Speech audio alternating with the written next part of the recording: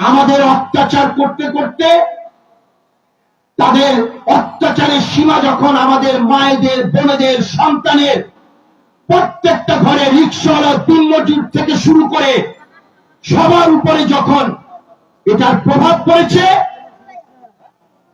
তখন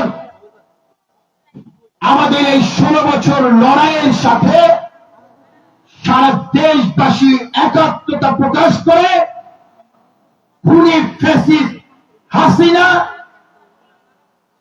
মিথ্যাবাদ আওয়ামী লীগকে এই দেশ থেকে আমাদের প্রতিবাদের তোড়ে রাজপথে আমাদের শক্তির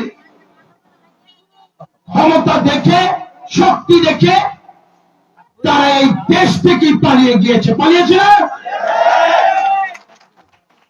আমি শুধু ছোট করে একটু জিজ্ঞেস করি আপনাদের, তারা যে হাসিনা এবং হাসিনার সকল দোসররা যে পালিয়ে গেল, আমরা কি কেউ আওয়ামী লীগের কাউকে কি দৌড়ানি দিছি এই অঞ্চল থেকে? তারা এতটাই অপকর্ম করেছে, তারা এতটাই অত্যাচার করেছে, নির্যাতন করেছে, লুটপাট করেছে, আমাদের অধিকার নষ্ট করেছে, হরণ করেছে। তারা নিজেরাই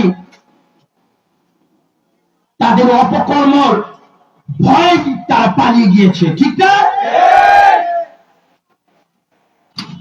আমরা কাউকে যে একটা প্রশ্ন করব, ধমক দেব, আমরা কি তাও দিয়েছি? আমরা টিভি পত্রিকা খুললে দেখতাম ফ্যাসিস্ট আওয়ামী লীগের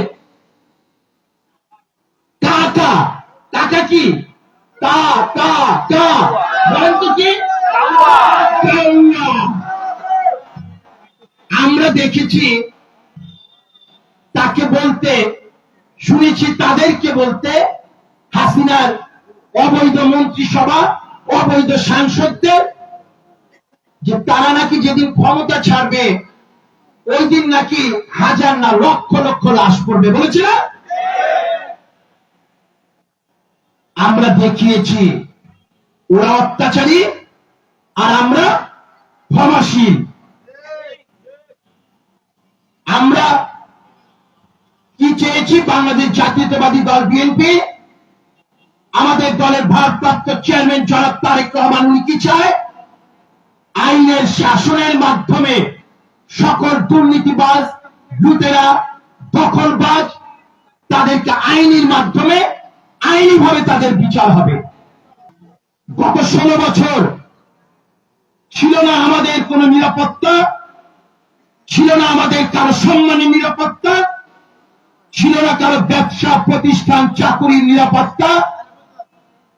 একটা মুদি দোকানদার, সেও ভয়ে বলতে পারিনি, বাকি খেতে খেতে তার বাকির খাতা এই পর্যন্ত উঠে গিয়েছিল। অত্যাচারের সীমা এমন একটা জায়গায় গিয়ে ঠেকেছিল যেই জায়গায় মানুষ আর নিঃশ্বাস নিতে পারছিল না। যত ব্যবসায়ী এই অঞ্চলে, অনেক ডেভেলপার ব্যবসায়ী আছে, অনেক শীত ব্যবসায়ী আছেন, যারা মোবাইলও আমার কাছে কান্না করেছে। অনেকে ডেভেলপ করতে গিয়েছেন, দোতলা করার পরে আর বাকি বিল্ডিং এর কাজটাও করতে পারেন না, নাকি ভুল বললাম?